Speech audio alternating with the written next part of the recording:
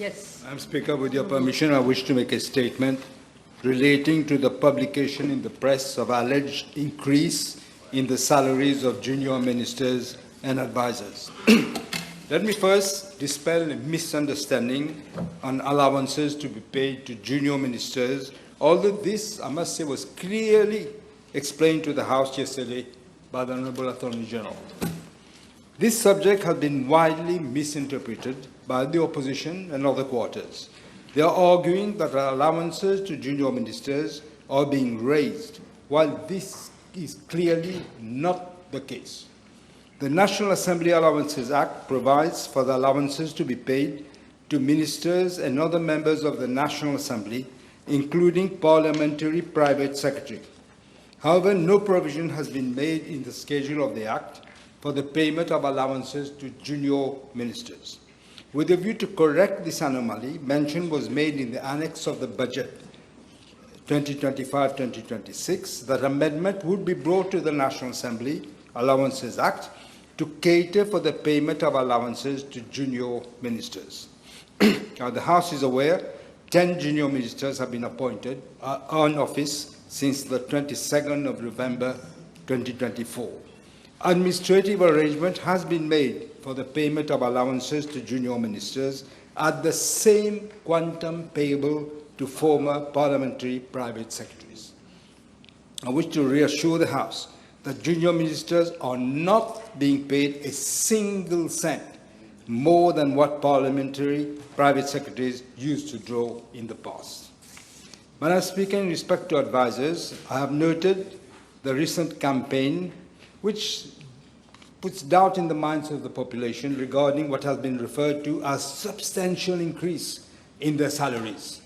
This is clearly part of a campaign of disinformation and innuendos. I would like to point out that under the MSM regime, there were 4 categories of advisors, namely 1, special advisors, 2, senior advisors, 3, advisors on information matters, and 4, advisors on public relations matters.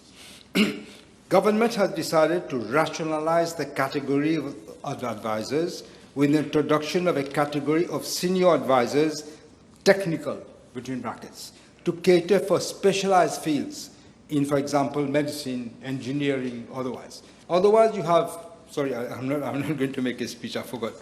Government does not want, I'll stick to the statement. Government doesn't want to leave it to the discretion of whoever comes to power to decide on his own personal volition, his personal wishes, how much of public money should be spent on people who have been recruited by them. Government is simply being transparent in respect to the different scales of salaries applicable to advisors. Madam Speaker, I should also point out that except in a few cases, very few cases, where advisors are serving on boards, strict instructions have been given not to allow advisors to be members of boards of parastatal bodies or state-owned enterprises. I wish to state, Madam Speaker, that under the former government, they boosted the income of advisors by allowing them to serve on numerous boards. Very often, these advisors were earning revenues from these boards, which was higher than their own salary. Let me give you a couple of examples to illustrate this, without naming any names. Yes. One special advisor who was drawing a salary of 163,250 rupees was also appointed as chairperson of Mauritius Revenue Authority, where it was a salary, SBM Bank Holdings Limited, Mauritius Telecom, Multi-Carrier Mauritius Limited, and Metro Express Limited, all drawing salaries.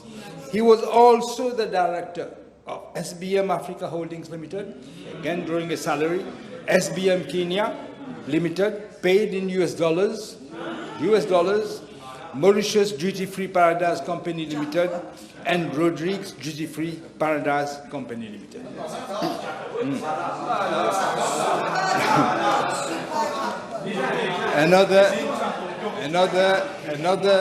I'm just giving a few examples, couple of examples.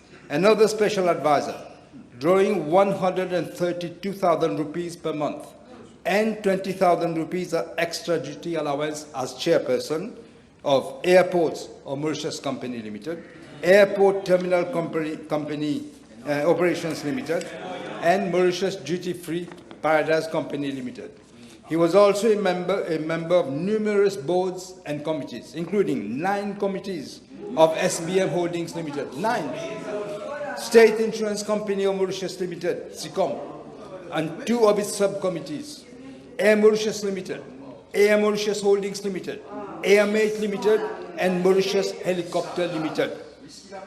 A third example, Madam Speaker, another special advisor was drawing a salary of 119,500 rupees.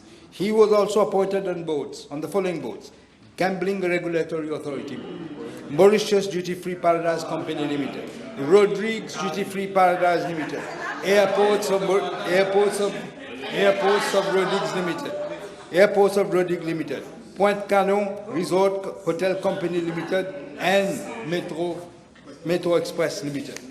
I could go on and on, Madam Speaker, to refer to others, but it would be far too long.